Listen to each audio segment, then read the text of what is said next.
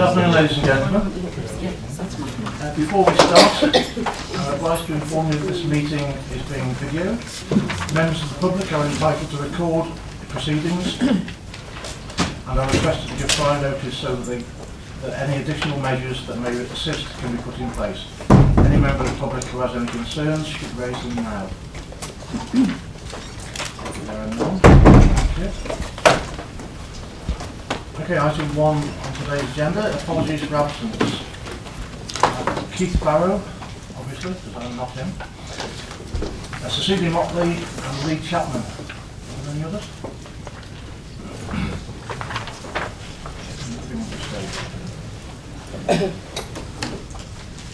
Item 2 is disclosable pecuniary interests. Are there any around the table?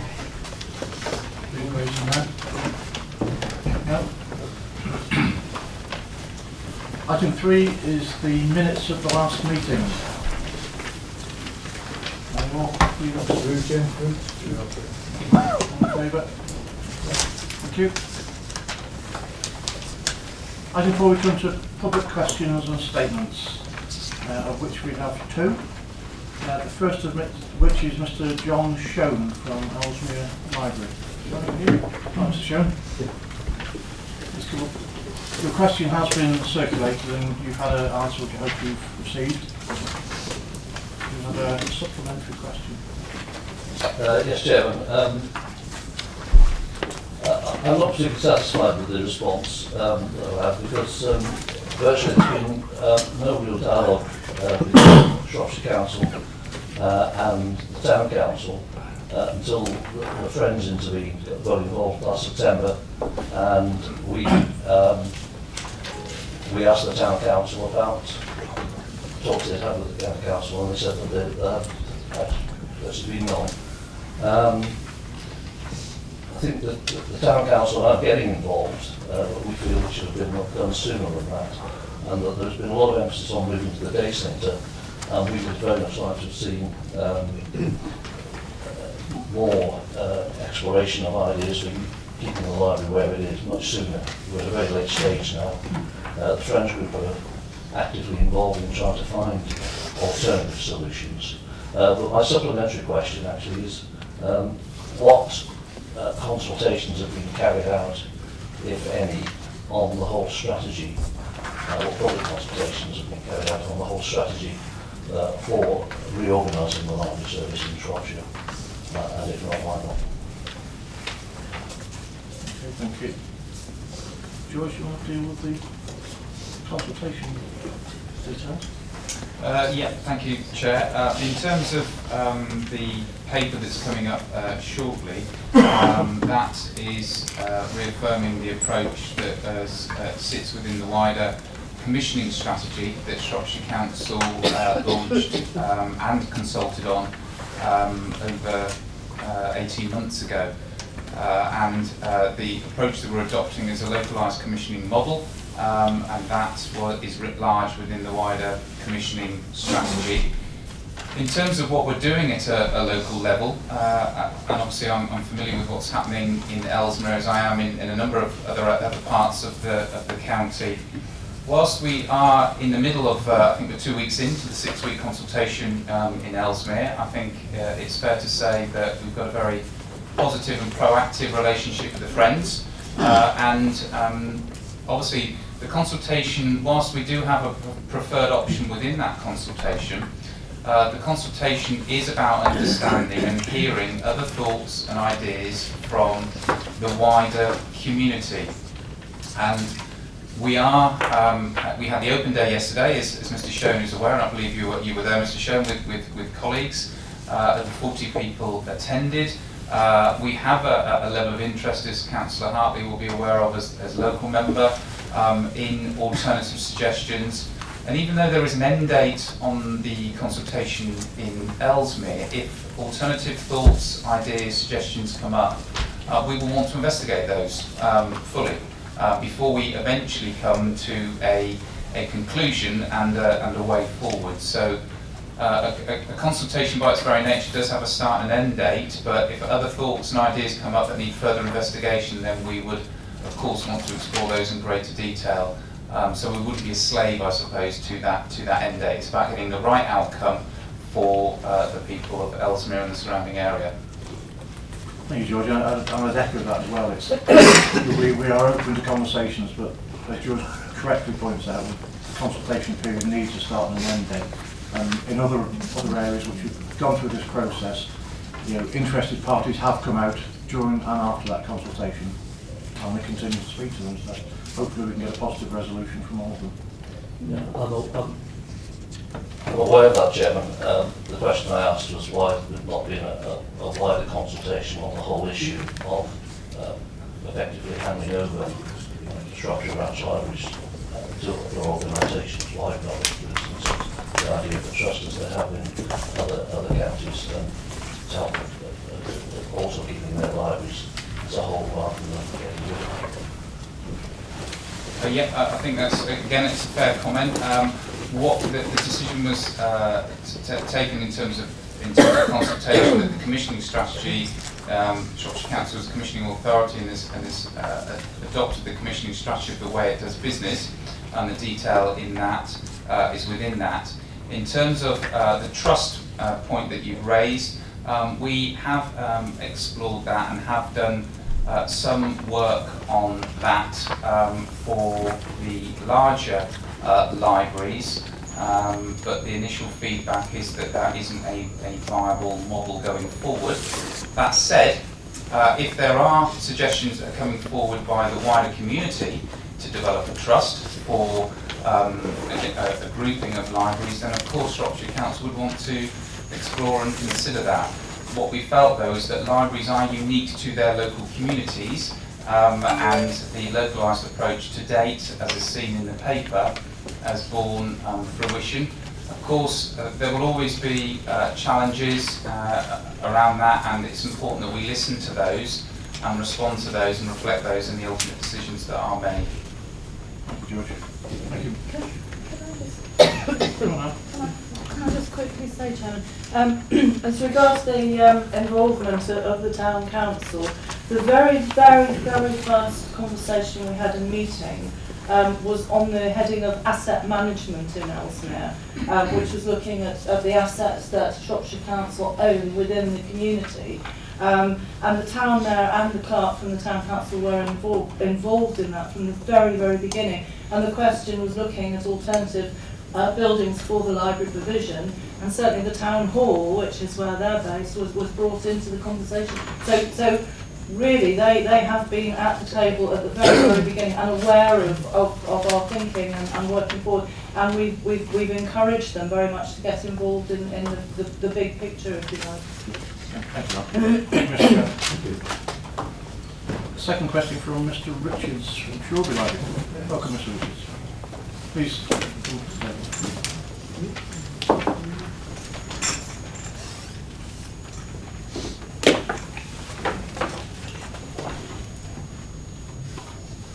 Thank you.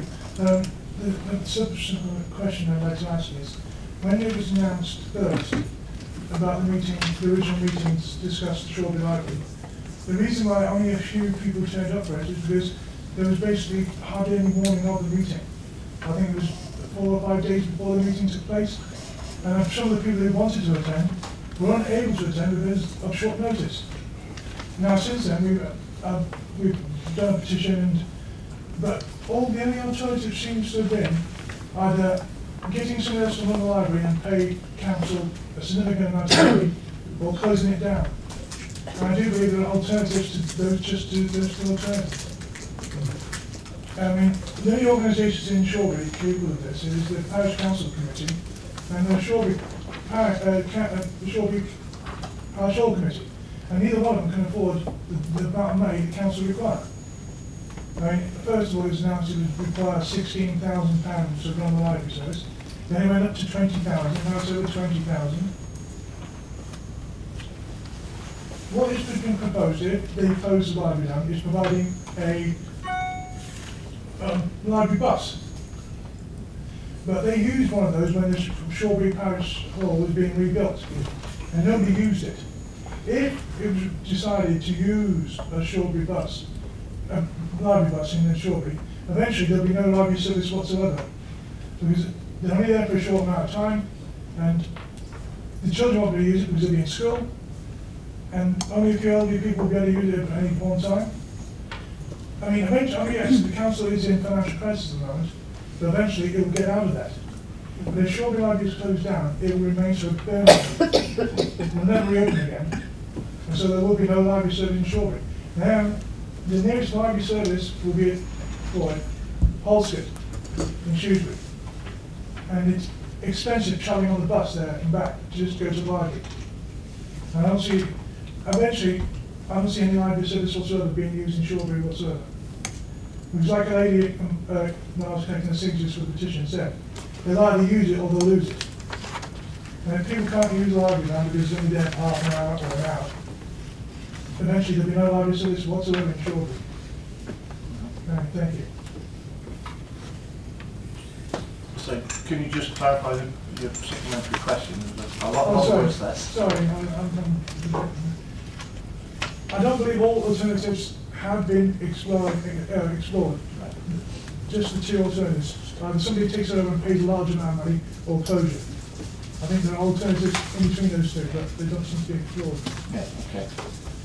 The Shoreby Library is, it's been through the same process that every other library, or the smaller libraries, are going through around the county. So there's consultation period, there's open days, and there's all the things which you've already mentioned.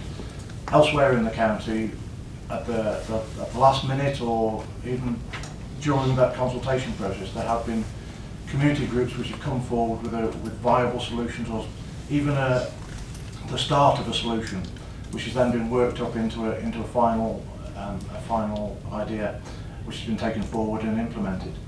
In Shorby's case, I take what you say that there weren't many people at the open day, but it was put out there for people to see and attend. The consultation process has gone through the same process everywhere else has done, and to date we haven't had anybody who has come forward to saying yes, we will be interested in having that further discussion. You've already heard from the answer we gave Mr. Shone, that if anybody comes forward with an idea, we're willing to extend that and continue talking to them. But sadly, in Shorbury's case, we haven't had anybody who's come forward with even an inkling of an idea, never mind a final solution. So it is sad that we're now consulting to close the library, but that's just the end process that we have to adhere to, unfortunately. And we are still open to anybody who has an idea that pops up now and says, look, I've got this fantastic idea, we could save the library and reduce costs for the council. Well, we'll be interested in it, but to date nobody has done, so we are where we are, unfortunately. Thank you.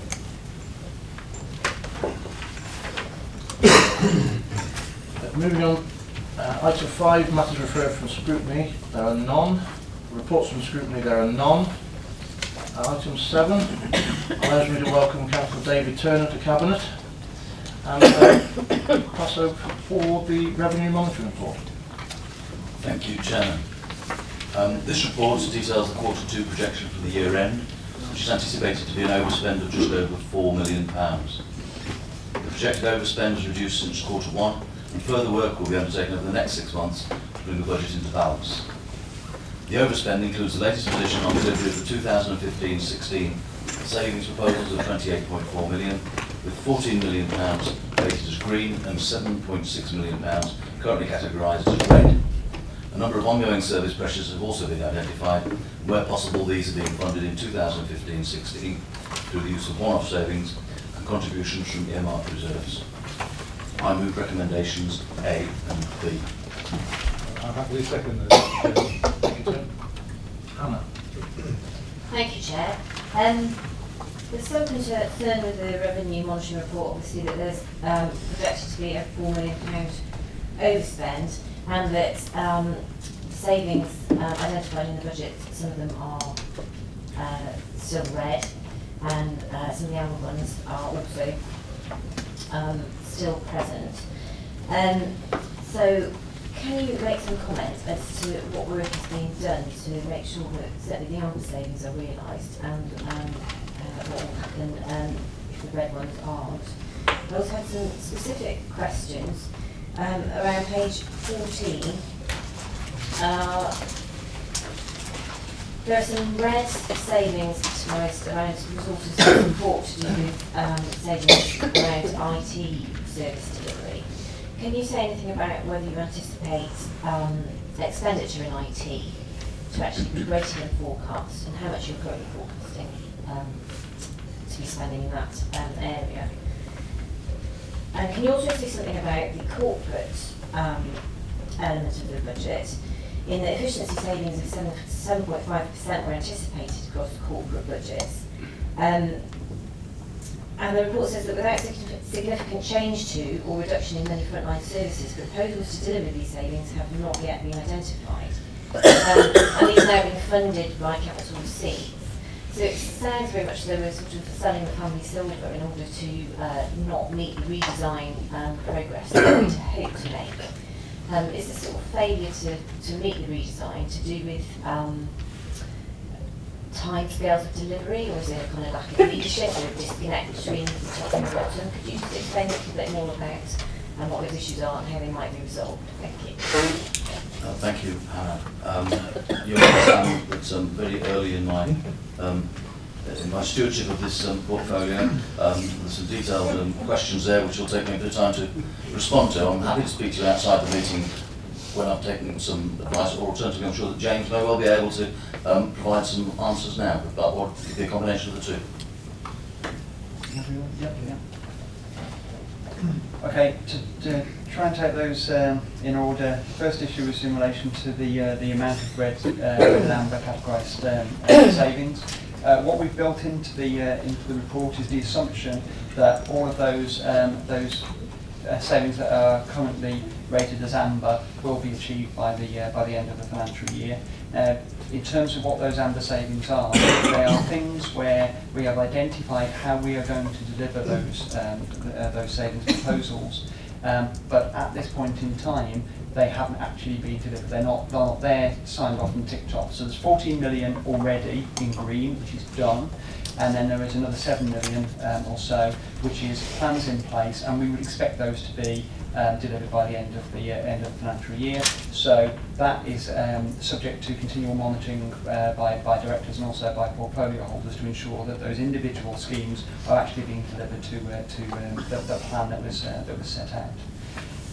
So they are amber, they're not green, so there is still a risk associated with those, but that's the explanation around that. In relation to page 14 and the ICT spending, we have identified a number of issues in relation to ICT, and those are laid out there in terms of what they are.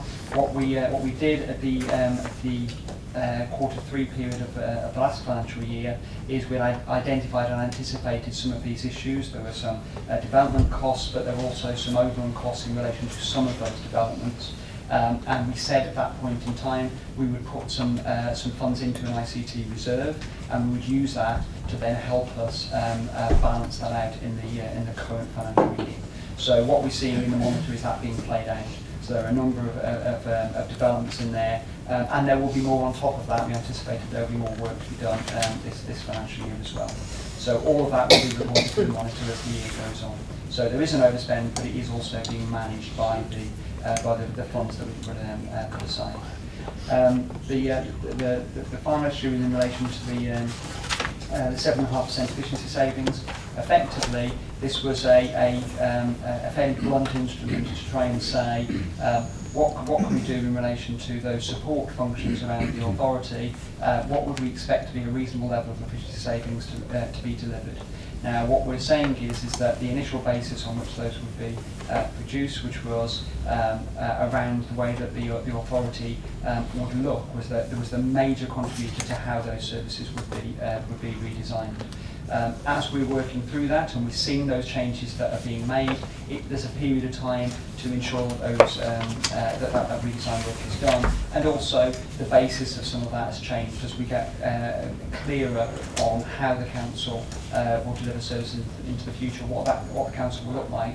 All of that work is still in progress, and all of that feeds then into the way in which those savings will be delivered. You did say that it would be funded by capital receipts. It won't be. I'm not quite sure. There might be an error in the report that says that. they are being funded in the meantime by one-off reductions. So this may be, for example, not recruiting to posts, holding posts open for a long period of time, in lieu of that redesign happening, to then put a sustainable position in place. But we can't yet identify what that final position is like, and therefore we're just reporting that transparently in the report. Yeah, I just want to echo what James said in straightforward terms. For a couple of years now, the council has been clear that we are moving towards a commissioning model, and George spoke about that earlier in relation to libraries. And certainly when we are commissioning a deliverer of services, the back office that we will need to support that will change.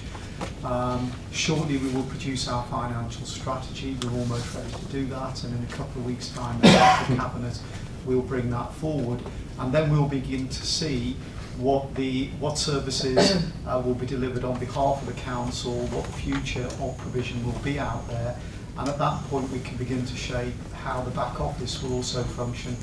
We're also looking at how we can appropriately outsource parts of the back office and parts of ICT. So that transformation is happening, but obviously the back office, the support functions need to be tailored to and adapt to the delivery of the operational services that are out there, and that's what's going on at the moment.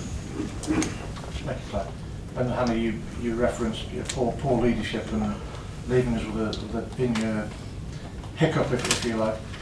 I'd just like to push back at that, because I'm sure Keith wouldn't forgive me for missing the opportunity to say that this is why we built up reserves for fluctuations in year and problems at the end of the year. And if we'd have taken your advice, Hannah, we'd have spent them several times over. Thank you. All in favour of that? Yep. Thank you. Capital monitoring. Thank you, Chair. The second quarter report shows year-to-date expenditure of 14.4 million, which represents 23.2% of the reprofiled budget. During the quarter, new funding has been added to the programme for flood and water management schemes received from the Environment Agency. The reprofiling of the programme of £2.9 million has reduced the pressure on delivery of capital receipts in this financial year, with the programme now anticipated to be fully funded. This has been achieved by generating £1.3 million of capital receipts, and a further £1.9 million is projected to be delivered by the year end. I move recommendations A, B and C. Thank you. Hannah. Thank you, Chair. Just a brief question. There are some delays outlined in capital spending, which is not necessarily unusual. However, at present in the market, there are sorts of significant increases associated with construction costs. So delays are actually, in terms of construction projects, becoming quite expensive. Does the council have a handle on what those costs might be, in terms of if we've got grant funding for a certain thing, or we're going to have less for our money if delays aren't handled and shortened as much as possible? Thank you. And I hope you'll forgive me for giving a very similar answer to that. Two days into it, I'm running along to keep up. So I'll ask James if you can give an answer, but I'm once again happy to discuss it outside of this meeting. One thing I would say is that there's a broad number of schemes involved in the capital programme, and some of those are the delays are around specific instances in relation to the work that's being done, that the contract has been let on the value and has been set on the basis of what that what that contract, what that piece of work is. So therefore delays have to be anticipated within those contracts. So in a number of instances we don't expect to see any financial implication. It just means that the risk is held with the contractor. In other areas where we have a programme of works, and that programme of work has been delayed, in a lot of cases where we have that, we're obviously conscious of that implication in relation to the increase in costs, and therefore we will be trying to get all of that work programmed in a short period of time. So generally, we're anticipating where those delays are, we're trying to minimise the financial implication of those, but we can look at specific examples, and I can give you some more information on that if you wish. Thank you, James. All in favour? Thank you. Item 9, Tim. Thank you. This is the Q1 performance report. And you've seen we're quite a long way from Q1 now. In fact, we now know the Q2 financial outturn is slightly better than referred to in this report. The reason we are so tardy in considering this is basically to do with the way that committees fall and the way in which information is gathered. This would normally be available 6 to 8 weeks after the end of a quarter, and the next one will be. This has had the summer months in the middle of it, which is unfortunate, but nevertheless the trend is, it's still a matter of trends rather than anything else. So I think I'd ask you to consider that, please, members. The other significant point to notice here is coming back to something that Clive has said about moving towards the Commissioning Council. We are looking principally here at outcomes and outcomes that will be commissioned. And a significant amount of work is in train and will be carrying on over the next year or so to start to talk much more clearly about outcomes rather than outputs in terms of what we do. And members will also note that this report also covers outcomes that are influenced by other public sector partners. Before moving the recommendations, I'd just like to focus on a couple of issues. I've already talked about the improved financial performance. You will also note a couple of issues. One to do with affordable housing, where we are still talking about delivery of affordable housing. We should also be mindful of the fact that we are also talking about the delivery not only of affordable social housing, but housing which is either joint ownership, and in some cases we're talking of developers building specifically for cheaper outright sale housing. So I think all of those are part of the mixture of housing we want to encourage in the county. Under health, in particular, I refer you to 6.9, where we have what is referred to as the acronym of DTOC, for those who know it, delayed transfers of care, where the hospitals are under significant pressure to shift patients through, and we are similarly under significant pressure to ensure that if we receive into our care, particularly adults with complex needs, that they are dealt with and assessed prior to discharge, in particular where those complex needs should be paid for by our service rather than ourselves, which is continuing healthcare for those who know and love the CHC acronym. So I would have put under 6.9 is delays in discharge from hospital, and I would have put the word allegedly due to adult social care, because I think there is a mixture of views as to how reliable that data is. Other than that, I shan't go through in any detail the items in the report, and I move recommendations A and B. Claire, second. Hannah. Thank you, Chair. A couple of questions on this. One to do with corporate structure. There's been a reduction over the period in staffing numbers of 1,420 staff. But the council structure, in terms of the number of council workforce layers under the chief executive, remains at 4.9. So it seems extraordinary that we can have such a significant change in workforce numbers without any change in the sort of complexity and perhaps bureaucracy of the structure of the council. I would expect that there should have been a reduction along with the staffing reduction. And I also wanted to make a comment on the aspects of the delays in social care. So from the revenue report, we saw that this was adult social care was a department where we saw £5 million overspend in that department, and we're actually seeing a drop in performance at the same time. So this is clearly of great concern in terms of the delays in hospital discharges having increased. So on the bare facts of the figures, you could say this perhaps was a department in disarray or chaos. I wonder if you could make some comment. Thank you. Thank you for those two questions, Hannah. The answer to the first one is complex, but the big part of it is the fact that there's currently underway a significant management reorganisation and review, which Clive is leading, which talks about the move to Commissioning Council, which will significantly change the way in which the management structure of the authority is comprised and works. In terms of the details, I will come back to you. I don't know the specific answer to your question about where those reductions are. I could guess, but that would be unkind of me to guess.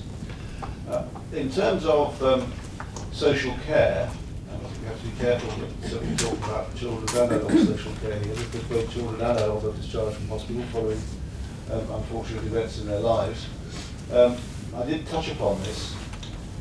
I think it is significantly misreading the situation if you suggest that the Adult Services Department, or for that matter, the Social Care Department, is in disarray. I think, on the contrary, it is trying and working very hard to cope with the twin pressures of demography and what I think would be regarded by those involved directly as a degree of disarray in the acute hospital sector. We are working quite hard with our colleagues in CCG, sorry I've used the C word, colleagues, I do beg your pardon, I do detest that word, I fell into it, to talk about more closely integrating our commissioning work, particularly about primary care, which is about the preventative agenda as much as everything else. So I think it's unfair to say the services are in disarray. I think we do suffer from demography, and we do suffer from difficulties within the health sector, which I know they're addressing.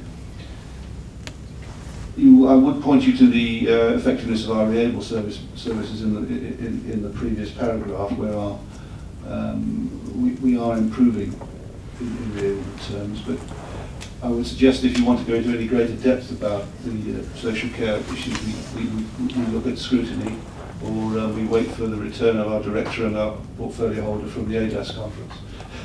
Thank you, Hannah. Could I just come back on the reorganisation aspect? The council has been in a process of reorganisation for some time, and some people might argue that since 2009 the process of reorganisation has sort of barely stopped. So I think the question of whether the layers of hierarchy is still appropriate sort of remains valid. Thank you. Yeah, I didn't know who wanted to go first. There's a number of questions there. In terms of the hierarchy, as we said earlier, we are now working on a new structure for the council, a strategic structure based around commissioning, not delivering. I'm confident that will address the hierarchy issue. Nevertheless, I wouldn't want people to go out of the room thinking that there are layers of management that are not needed here. I think if you looked at any comparison across the UK, you'd find that Shropshire's probably got the thinnest management structure of all local authorities. Certainly the ones I look at, we're about a quarter of the management size of any comparable council with the kind of population that Shropshire's got. And that's notwithstanding those that have got district councils with other layers of management that we just don't have anymore. So I wouldn't want to go out of the room thinking there's lots of management here that ought to be taken out. But I do accept that consolidating of the reporting layers is something we need to do, and we will address that going forward. I'll let others come back on health. I might want to speak again on that. Okay, thank you, Clive. I think just adding on to what Clive said, you said it's been constant reorganisation since 2009. I think given the financial challenges and the evolving way in council, the way councils are going, I think it's the correct way to do it. We have to build a structure for the future, and when the world is changing around you at such a fast pace, I think it's inevitable that we do get that period of change, elongated period of change. Hopefully now we can see the end of that tunnel, and we're moving towards a fully commissioning council at pace, and we will get some stability once we reach that process end. Alan. Yeah, I'm a bit bemused by the fact that we've got 4.9 layers. How do we get 0.9 of a layer? And what on earth happened to the 0.1 that's missing? But I'd be intrigued if Tim can give us a detailed and sophisticated response to that one, based on his statistics in due course. But I wanted to just refer to the enormous reduction in staffing that's taken place. And clearly, 1,500 staff disappearing from an establishment of 4,290 is a very high proportion. and will obviously impact on people's lives and well-being for the individual, but also will have a disadvantageous impact on the structural economy. Quite apart from the enormous effect that we're now starting to see with a vengeance in terms of the delivery of our services on the street and through the various institutions. But in terms of that 2,799 FTEs that are left, is that counting the number of staff who have transferred to IP&E and are supposedly still working directly delivering Shropshire services? Does that also contain the large numbers of staff who have been offered and accepted redundancy VER packages and have promptly come back working for a consultant or something like that, and they're not quite soon after they left this place? So is that directly employed by Shropshire Council staff, or is it including a large number of other staff who are indirectly employed but directly working for?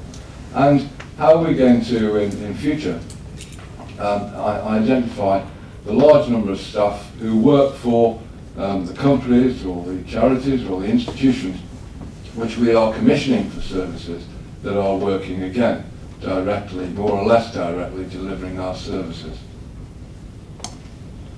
Could be That makes sense. Shall I He start? never does, Alan, but never mind. Shall I start with the easy one? Yeah. 4.9, the point. Lies, damn lies and statistics, I think, would be the answer to your question. It's a calculated figure, obviously. I don't suggest the word lies should be used in any other context than the statistical one. I don't think that the figure's misleading. It's just because it's not whole numbers, it looks daft. It's done by a statistician, I suspect. So it's an average. Well, that's an honest answer, but not a particularly helpful one, too. Well, Alan, you and I went to the same university, which I see this week is third in line of those that have provided great world leaders in the United Kingdom, Oxford and Cambridge. Absolutely, and that'll be me, Alan. Worrying in itself. Just in terms of the economy, before I hand over to Clive or James, the numbers that are leaving the authority, the majority of those are voluntary redundancies who have gone on and doing their own thing. That spirit of entrepreneurship in the county, which is so strong. The Shropshire economy is thriving. It's one of the lowest employment options around the country when you look at it compared to other authorities. I don't see that there's been a major impact from redundancy, whether voluntary or otherwise, from Shropshire Council. It's had no effect on the wider economy. Clive, if you can answer where or how? Yeah, I think on the Y 4.9, that's because of salary bands, and not everybody on a given salary band reports in a management layer, but it is in the statistics, as has been pointed out by portfolio holder Tim. In terms of are the numbers directly employed, they are, as I understand it. They're the ones that are now still directly employed by the council, so it doesn't include anyone not directly employed by the council. Some of the staff in IP&E are seconded to IP&E from the council, so they are still directly employed. On the point of, are we counting those that are indirectly employed through council contracts?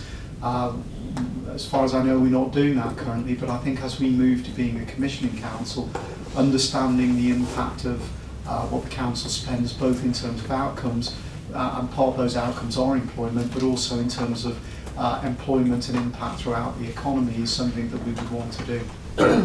Thank you. Okay. Moving back to the paper, all in favour? Can I speak? No. Go on, Karen. Right, I just wanted to come back at some of the points that Hannah was making around health and particularly adult social care.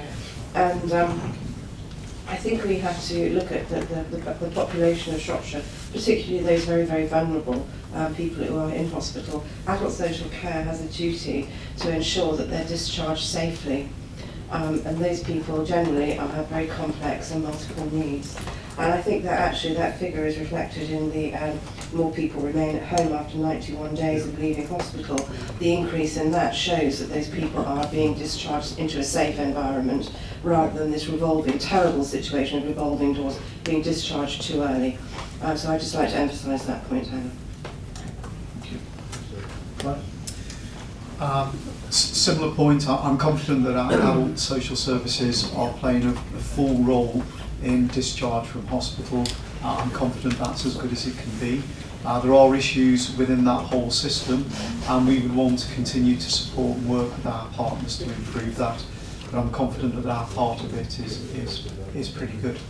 And I don't want to say much more than that, but certainly through the work that Stephen Chandler and Andy Beggars in the room here, that they do, I'm confident that we're doing a good job on that front. In terms of adult social care more generally, going back to some of the earlier questions that you raised, Hannah, the Shropshire Council is one of the lowest, actually we are the lowest cost deliverer of adult social care per head of population, but judged also as being the highest quality, and I think that's important. We are seen as a national exemplar on how to do this, and again that gives me confidence in the services that we're running. There are budget overruns, not because of not managing the cost, but because we are an increasingly elderly population and more people are coming into the system and they live longer and their treatments are more complex than ever they used to be. And I think that, again, is a sign that we're providing good quality, we're on top of that, but it is an ever-increasing pressure on our budgets. As the adult social care budget is now around about half of the budget of the council, it's important that we do stay on top of this, and those pressures in the future will be the ones that significantly change our financial strategy as we're going forward. Thank you. Okay, all those in favour of the paper? Thank you. Item 10, Simon, highways. Thank you, Chairman. I'd like to present the draft asset management strategy.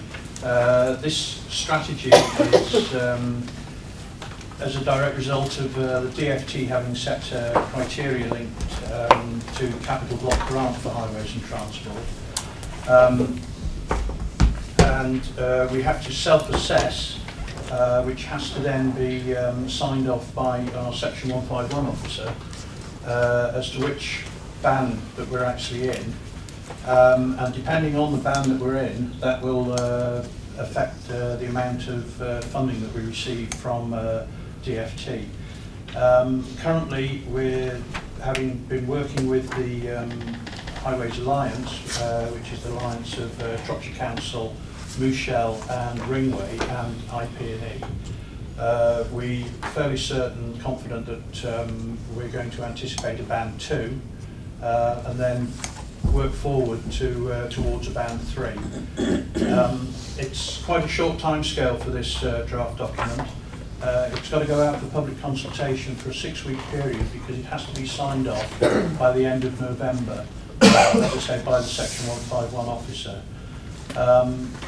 If the effects that the banding is likely to have on our base budget, base funding, is that if we're in 2016-17, if we're level 2 or 3, we will receive the base funding of just over 15 million plus 916,000. If we're band 2, we would only receive the additional 824,000. And over the years, this racks up. So by 2018-19, base funding will have dropped to 13.275 million. If we were a level 1, we would only get an additional 825,000. However, as a level 2, we would receive 1.935 million. Level 3, 2.765 million. So it just goes to show that we do need to agree this asset strategy, and we need to ensure that we can work forward to getting on to band 3. I'd like to move the recommendations 2, 2.1, 2.2, 2.3, 2.4, 2.5, 2.6, 2.7. So moved. Thank you, Simon. Do I have a second? Thank you. Hannah. Thank you, Chair. I have a couple of questions on this report. The first is around the contractual arrangements, well, not so much the contractual arrangements, the operational arrangements with our partners, subcontractors, Rochelle and Ringway. The contract with Ringway has been a subject of much discussion due to really lack of performance in delivery. So I really wanted to ask two questions around that. One is, are you confident that your plans here can actually be achieved, knowing that the problems that have been faced on that contract, are they now under control? Are things improving? The second is, it's very important, obviously, to have effective working relationships, possibly with embedded staff and all that kind of thing with those contractors. But how do you avoid complacency in those relationships? How do you actually get the best out of those relationships? Some of these contracts are very long, they're often repeated and re-let. You can end up with having a contractor in place for getting on for a decade. And that opens itself up to a kind of complacency and lack of, well, comfortableness, I suppose. That means perhaps our contractors are not gearing up to give us their utmost as they might in a more competitive situation. So that's really it's around the sort of contractual service provider level. My other question was around cycling. There's virtually nothing really in this report around, or the strategy around how the council envisages its cycling network to develop in the future and how it wishes to support it. There's a sort of there's an element of footways and cycleways, and the outcome for that section is that the footway condition is maintained with minimum whole life costs supported by steady state investment, which really says nothing at all about the vision for cycling in the county. So could you make some comment on that, please? Thank you. With regards to the operational arrangements, certainly the past history with the contractor, the main contractor, has been rocky in the past. There have been very high-level, close meetings ongoing with the contractor, and I think I'm right in saying I can quite confidently say that we're now in a position where they are improving, and they are very keen to improve as well. So I probably would be better if I brought in one of the officers to actually comment on that, because Stephen Brown has actually been runs those meetings. So I'll ask Stephen now actually to comment on that. With regards to the complacency on the length of contract, the contracts do have a finite time. The particular contract I know where the concern has been with regards to Ringway is a 6-year contract. We're 4 years into it, so there is only 2 years to run on that with a possibility of an extension. But that extension would only be on improved performance with the contractor. So I think complacency is not there, because we are very tight on our contractors, and we do monitor them very closely. And as I said, they are addressing that certainly more so now than they were in the past. With regards to the cycleways, as it says in the report, the intention is that we will sort of maintain the cycleways so that they don't deteriorate. But as far as additional funding coming in for the cycleways, that source of funding that we used to get from Sustrans has dried up, because we don't, it's not one of our priorities. But it is something we always sort of will be looking at, and any further funding streams that do become available would be used to address towards that. Clive and George. Yeah, just to reassure you, Hannah, that with the particular contractor that you were talking about, there is nothing rosy. Those of us that have been involved in those discussions would understand that. And I'm confident that our officers don't get complacent over time. We work endlessly to get the best deal that we can for Shropshire, and to be clear about that if a contractor doesn't deliver, and that has happened in this instance, but it happens with other contracts as well. If they don't deliver, they don't get paid. That's how it operates with the council. And if they can't deliver and don't prove themselves to be competent, and that works with all contracts, then we bring others in who can, and we've done that in the highways contract. So I think on all fronts you can be assured from a management of the contracts perspective, the client side, as it were, from the council office perspective, that contract is being managed as commercially as ever you would want to expect it done. George? Yeah, just to reiterate those points that Clive's made, that as you would expect with this contract, there's regular informal dialogue that takes place with our colleagues within Ringway, and then there's more formal dialogue where performance is scrutinised, and where there is underperformance, that's addressed and mitigated. We also have within the contract additional measures that we can exercise should we need to, and an example of that was when we had to do a fairly large amount of capital schemes across the county in the last 12 months, and some of that was commissioned out to other contractors as opposed to directly giving that to our term contractor Ringway. We've also had discussions with the MD with Ringway with regards to performance involving both the leader and the chief executive, and we also scrutinise heavily formally, scrutinise the Ringway contract in a formal fashion. And the points you raised, Councillor Fraser, are very timely because next week in Environment Services Scrutiny chaired by Councillor Hunt, it's the dedicated item is the Ringway contract, where a report will be coming out which will give the general performance of the Ringway contract, and Ringway colleagues as well as Shropshire Council officers will be present for that scrutiny committee meeting for no doubt a full and frank discussion with regards to the last 12 months and the next 12 months. Karen. Thank you, and I just wanted to comment from a public health perspective on your comments around cycling. We don't actually separate cycling and walking, and we include cycling and walking within our development, if you like, within public health. And of course we've got to consider that within the limited resources that we have. But I don't want you to think for a moment that we've taken our eye off because it's now deemed not important, or it's not a priority within the council. It still certainly is a priority within public health. Alan. I'm just back to Ringway again, because one of the things within the reductions in expenditure that was much lauded as a good idea was a reduction of 10% in the various long-term contracts with people like Serco, with people like Veolia, and with people like Ringway. So I'd just like the assurance, and if the report going to a scrutiny next week, presumably that's in there, that those discussions with Ringway, and with the others for that matter, have taken place, and that a 10% reduction in the value of the contract has been secured as a consequence of those negotiations.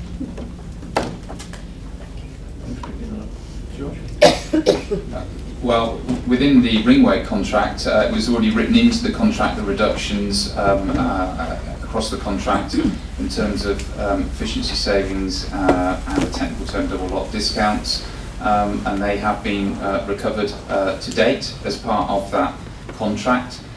In terms of the other contracts, again, it's been scrutinised. The Veolia contract was under scrutiny at the last Environment Services Committee meeting when this very topic came up, and those contract renegotiations are still ongoing. They're wrapped up into the wider collection service model that was subject to redesign earlier this year.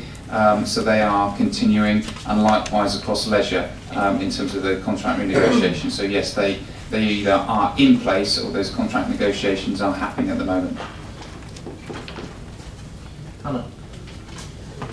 Because that's very important that these need to be transparent and visible in all accounts and all documentation, because I do know that smaller institutions and charities, the VCS for example, they've had their budgets reduced very, very significantly in the last few years, and they really haven't got a negotiating position to be at. Whereas I was fearing that people like Ringway and Veolia, which are multinational, massive companies, may be able to find a way around the Shropshire negotiation point.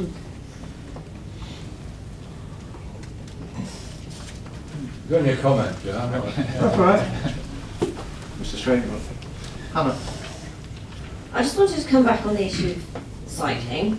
I think cycling should be a priority for Shropshire. It has massive health benefits and sustainable transport benefits.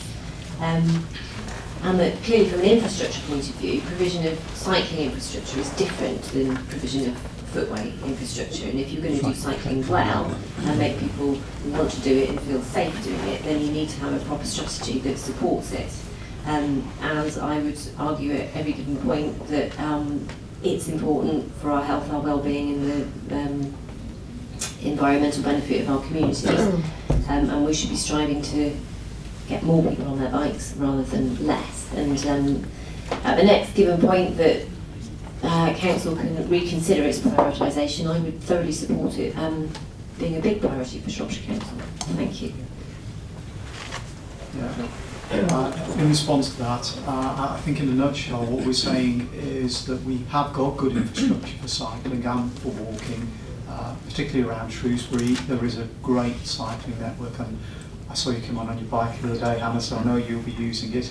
And it's about how we get people using that infrastructure, not necessarily whole scale and massive strategic investment on adding to the infrastructure.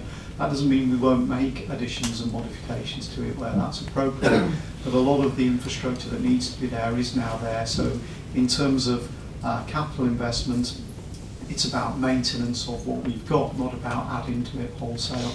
But as portfolio holder for health has said, Karen has said that the strategy on getting people walking and cycling is now shifting towards public health, and it's really important that we do get people using that infrastructure and being more active more often, active every day if they can. It's an important part of keeping people healthy and out of the health systems, which ultimately, if we keep them out of health systems, we also keep them out of our social care systems. Thank you. All those in favour? Thank you. Okay. Moving on, item 11 is under my own name, redesign Shropshire Council Library Service and Customer Service Points. There's been a lot of debate over libraries, and we've heard about it already today. This paper is not about closing libraries. I see the note in front of me here, keep our libraries and cultural stuff open, and that's very much what we're trying to do. This paper is set out to endorse the approach we've already taken, so finding community groups, whether it be parish councils, town councils, to assist with the funding or the running of these libraries, or indeed the voluntary sector, which has appeared in many cases. The last thing we want to do as a council is be closing libraries, and certainly the last thing that I want to be doing as portfolio holder. So this paper is just to endorse the approach which we've taken so far, which is one of many conversations, many consultations, trying to find out if there are any community groups or other organisations out there who want to assist or take on in entirety the running of these libraries. With that, I'll just move recommendations A, B and C. Excuse me, Chair. Sorry. I made an application for which I got an acknowledgement to make a statement on this item. And what's your name, sir? My name is Michael Green. I have received an email. I made it was a few days ago. I said I would wish to speak on item 11. I received an email acknowledging receipt of my request. Mr. Green, I'm sorry, but we haven't got anything from. Well, you can only ask a question at cabinet. No, the from statement. what I read, I could make a 3-minute statement. I'm sorry, but that hasn't been passed to me. I haven't got the powers to change the constitution here today. I'm very sorry, sir. I filled in a form on the council's website, and I said that I wished to make a statement before item 11 on the agenda. I received acknowledgement of that in an email, and I've not been put onto the agenda. Well, that's terrible. So you have a statement to make? I do indeed. Look, I'm not here to hold anybody to ransom or anything. If you've said that and you've got that, please come to the table and make your statement. Thank you, makes Chair. no odds to me. Thank you very much. My name is Michael Green. Oh, sorry, put this on. My name is Michael Green. I'm a Shropshire resident and council taxpayer, and I'm chair of the Shropshire Libraries Yes campaign.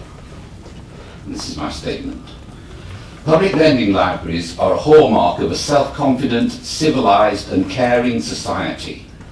In an age dominated by money, competition and the market, libraries represent another principle, one based not on financial transaction, but on community, sharing, equality and openness.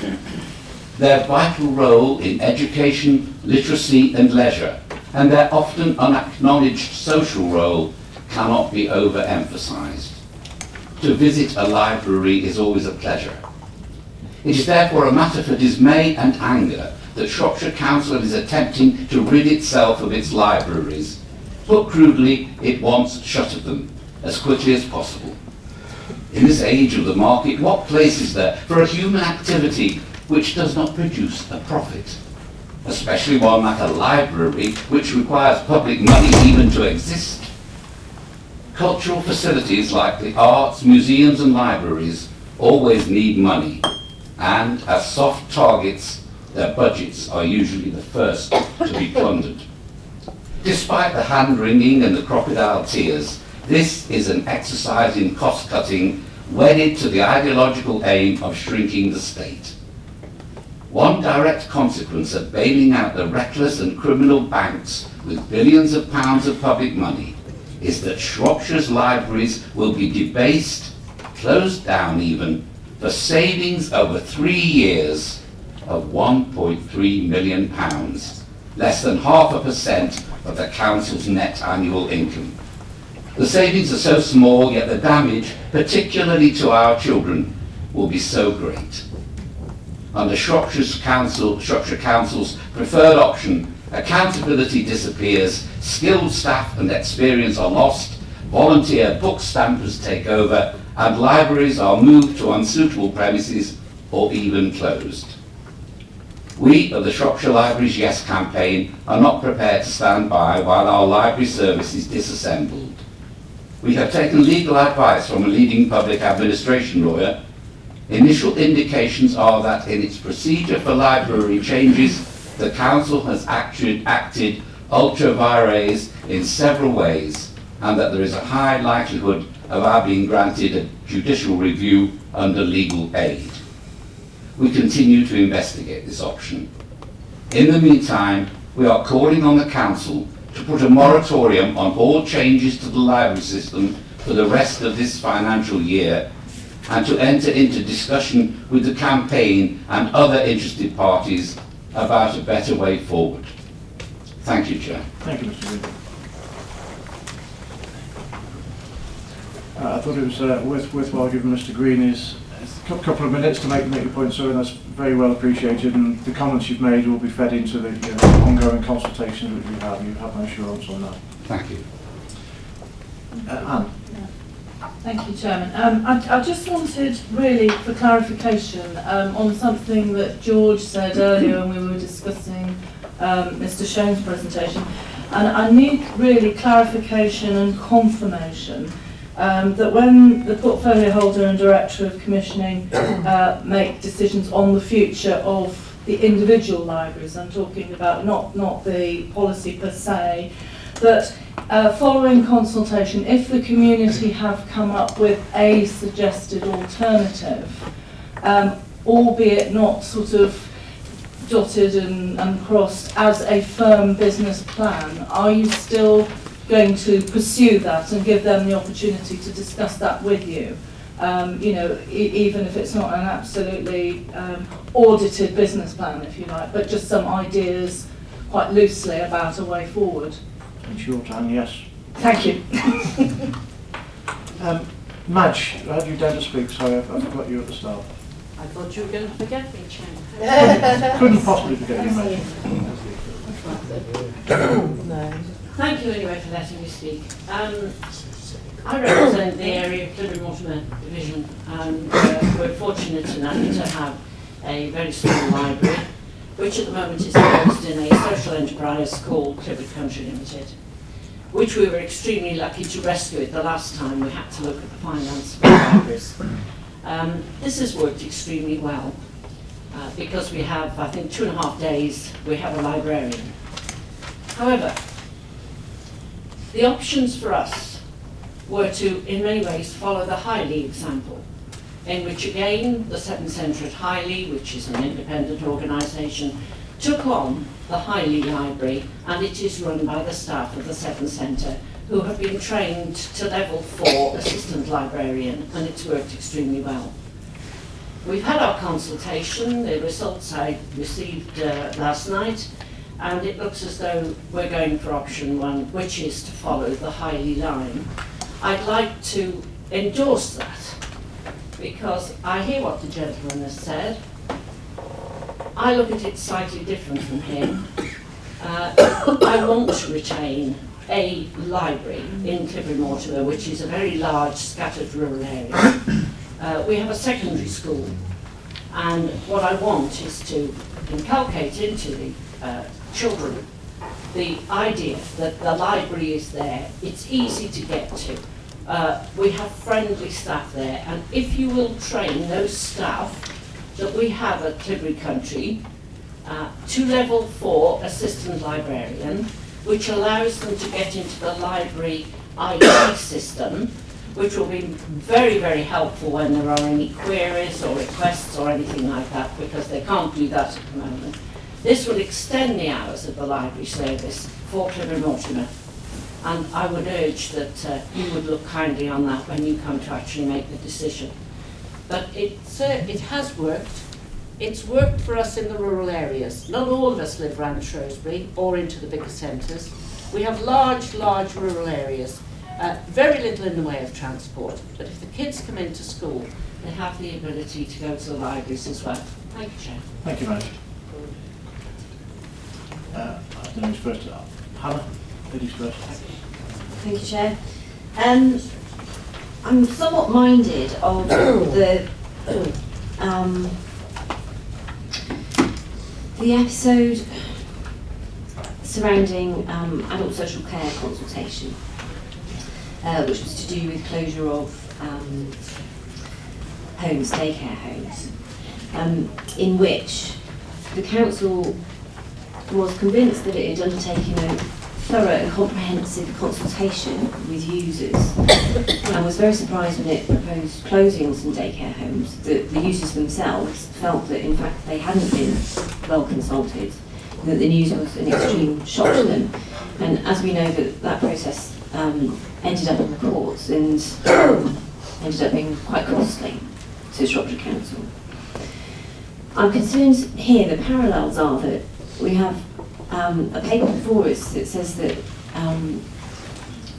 the council is very minded to undertake broad consultation, to engage with stakeholders, to have as many conversations as it can with as many people. But the reality is, we've heard from, in the past, Church Stretton, today from Ellesmere, Shawbury, and now from a wider organisation representing libraries across the county, and they feel that they're not being well consulted with. That despite written assurances here in this report, people out there feel that options are being imposed on them from on top, or that efforts to engage and consult have been superficial, or that solutions are being imposed that simply don't marry up with how people use things. You know, a new library site is proposed that's too far away from public transport. Those sorts of solutions that are being pushed forward that don't actually suit the situations on the ground. So I would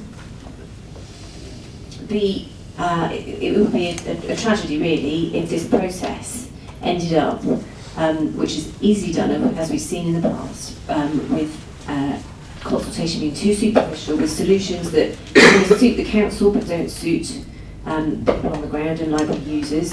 And can I have some assurance, please, that the words here will be taken up by somebody who's acting with passion for what it is they want to achieve, and who really, really wants to engage with local people. There's a concern in the recommendations of this report that future decisions are being delegated to officer level, which means that they may not be public. and that there will be a lack of opportunity for people to publicly engage with the process. So can you tell us please how future decisions are going to be made and how people and councillors can actually engage with that process? Thank you. Yeah, sure. And it's a repetition of what was said before. You know, the last thing that we want to do is be closing libraries. Hence why we're consulting on an individual basis with each and every library, user group, community, around those communities where the libraries are based. We're just aware that every community out there is different, has a different approach, has a different will to take on, or otherwise their library out there. Hence why we're doing this on a local level. This sets the overall strategy of going out and consulting on an individual basis. Post-consultation, those will be evaluated along with all the other focus groups, focus days, if you want a better word. All that will be evaluated with a preferred approach in that community. And as I said to Anne's question already, if something comes up at the last minute, we will look at that again. There is no closed door on this. The end result will be it comes to a portfolio holder decision to myself at each one of these. I think I've got 3 of them lined up already for libraries where we have come to a conclusion and the community is happy to take those on. And as you know with the process, Hannah, you're more than welcome to drop into those and ask any questions you want to. But I'm right in saying that the public won't be able to attend those decision-making sessions, is that right? The public won't be allowed to? Public aren't, no. Yeah. The members. I think that an exception should be made in these cases. No, because the public have their opportunity in all consultations which we're doing. That is why it's such a long consultation process on each and every one of these libraries. I say it's not a closed process. If anybody wants to come forward after that consultation is closed, they are more than welcome to. If they have an idea which they think we can run with, please get in touch. Okay. Alan. Well, I'm very grateful to Mr. Green for espousing some of the values that are intrinsic and extrinsic within the library service in a very articulate and passionate way, and more power to his elbow in doing that. He also highlighted the way in which the purpose and value of the libraries is so contrary to a Tory ideology, quite frankly, that recognises the price of everything and the value of nothing. And here's a perfect example. Just as you reduced the youth service by 50%, so you are now reducing the library service by something over 40%. And it's about time that this was heralded from the rooftops of Shropshire, so that people really did recognise that vital, important and valuable services are being slashed by this authority, who is operating the same ideology as that which is being espoused by the national government. But I did mention youth, and I think that you can learn some lessons about the commissioning process from that. And Hannah's already also mentioned the problems that you had in having a decent consultation process regarding the closure of the adult social care services. If you're going to commission with institutions, you must have all your everything lined up to provide those institutions with proper services, information about staffing, information about the SLA terms of reference, information about TUPE implications, those sorts of things, so that they can actually take over. And also, I think you need to be able to provide some guarantee that the service will be sustainable if they do make significant investments and do take on board a lot of work in undertaking that work. Certainly with the youth service, that has been an impossibility. So I would ask, Chair, are you able to give any guarantee that the much reduced levels of library provision, of library expenditure that you've got in this report are going to be sustainable, are going to be guaranteed for a reasonable period of time to make it possible for people to take on these roles. Also, it's quite chilling to see in this, and although you value libraries very much, so you say, if no one comes along to take them up, you'll close them. It says that in one of the paragraphs here, that you will close it, and that's what presumably is happening down at where the gentleman earlier came from, Shawbury. No one's come forward, and so that's it, we don't want it, get rid of it. What a wonderful attitude, and I hope that people of Shawbury appreciate that, and I don't know who represents Shawbury on this council, but that council should be sitting here and should be making representations and standing up for the residents that use the facility. If some of the customer counts have gone down in recent years, which they have clearly, that reflects different patterns of life that should be responded to by a vibrant library service. It also reflects perhaps the impact that cuts in the last 2 years have had on what's been offered in the libraries and their attraction and value to residents. So I would ask what happens if these library is commissioned and the community interest company or the social enterprise or whatever fails, as many do, or don't satisfy quality standards, or can't afford to do it when they've got involved in it. If they drop out, does that then mean that that library closes? This isn't really a long-term plan for the library, it's patching up your abdication of responsibility for what used to be a very valued and hallowed and a wonderful asset for the community. You're abdicating responsibility for it, just as you are with all other services within this authority, at the altar of cutting public expenditure. Have you finished, Alan? Thank you. So I can carry on if you want. The reason why we have taken so long to come to the... Can you switch your mic up on? Sorry. The reason we've taken so long to come to the conclusions we have done, the long consultations, the open days, and all the consultations which have gone on so far, is to create a sustainable model. It would be far too easy to pick on the library and say, okay, Parish Council, there you go, take it on, without a long and detailed discussion around how that's going to work out in the future, the SLAs and all the rest of it. The officers have been working really, really hard with all those communities who are involved with the small libraries. And I'm confident that moving forward, they will be sustainable models. The easiest thing for us to come in with the financial challenges we've had is to do what Labour authorities have done across the country.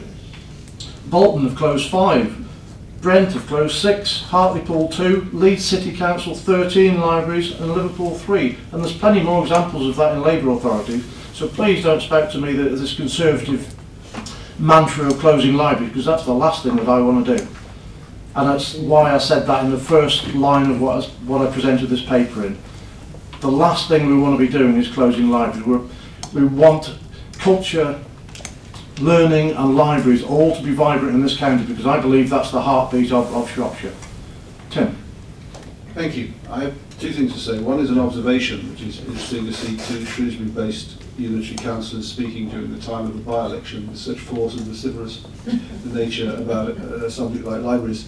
The more important thing, though, is to thank Madge for her comments and to point out that, although Billy Chapman isn't here, it is in his shared ward, that the South Shropshire Furniture Scheme took over the library in Craven Arms about 3 years ago possibly, and it's an astounding success.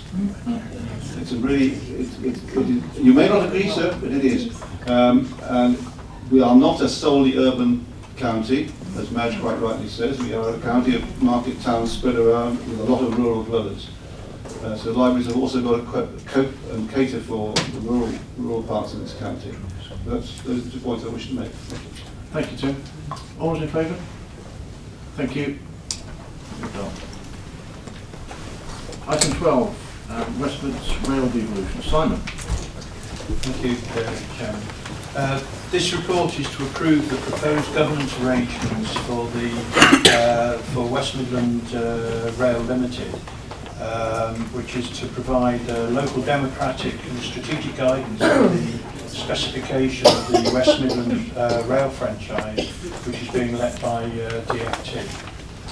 Over the past 2.5 years, we've been actively attending the West Midland Regional Partnership Authority meetings, and in September 2014, the Leaders Rail Group, represented by senior politicians from the partner authorities, of which we are one, have collectively expressed a view that a separate body with the purpose of engaging with DFT on letting of the West Midlands Rail franchise. There will be a formal partnership agreement between West Midland Rail Limited and DFT. Funding is already in the budget for this, and we always have a get-out clause that if we decide at any future date that we don't want to remain in West Midland Rail Limited, that, you know, as I say, we have the get-out clause where we can pull out. And I move the recommendations. Thank you. Last second. Can I just say something? Yep. Thank you. I welcome this report. I think it's great that Shropshire can actually sit at the top table with all the big councils like Wolverhampton, Dudley, the Metropolitan Councils to actually have a say in our rail services in the future. So I thoroughly endorse it and also second. Thank you. Thank you. All in favour? Yeah. Thank you. Item 13, option paper for future delivery of customer services. David. Thank you, Chair. The paper before us today follows on from an earlier paper, referenced in the list of background papers which came before Cabinet in May, and sought permission to explore the commissioning options for the customer services function.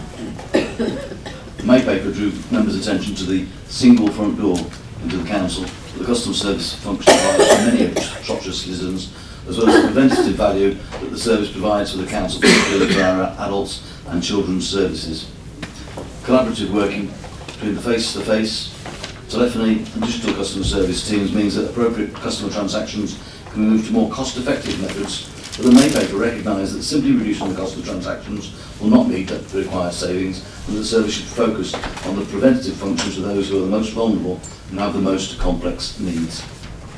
That paper committed to presenting members with future due diligence work about possible delivery options, with the outcomes of these being brought before Cabinet again, thus the paper before you today.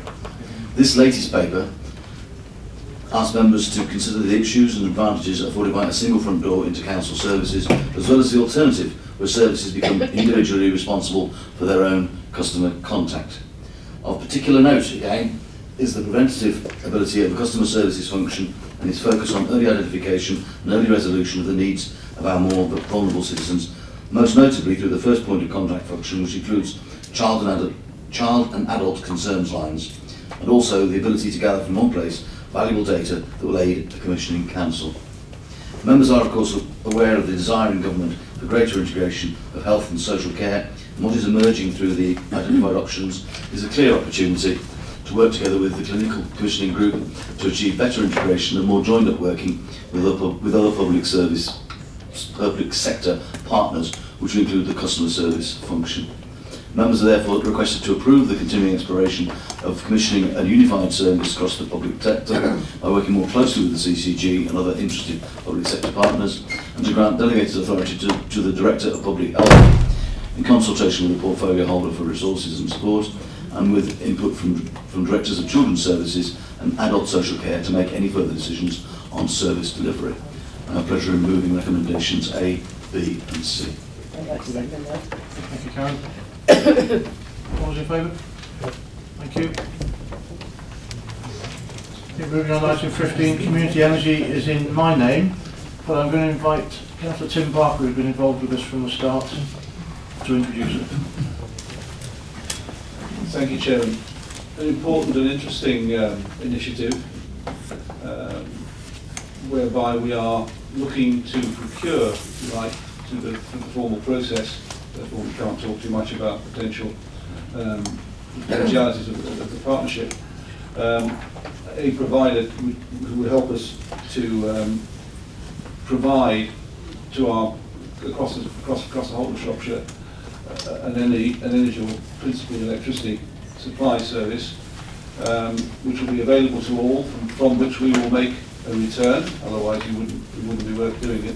Through which we can actually harness our resources as well as those of the supplier to ensure that everybody has the right access at the right tariffs for them.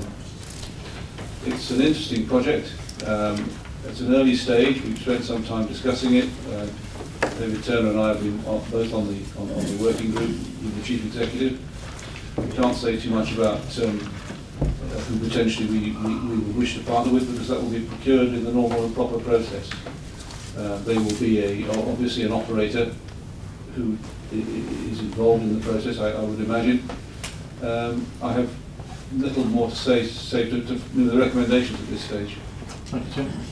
Happy second. Second. All in favour? Okay, thank you. Now to the item 15, exclusion of public and press. Any members of the public have to leave at this stage, please?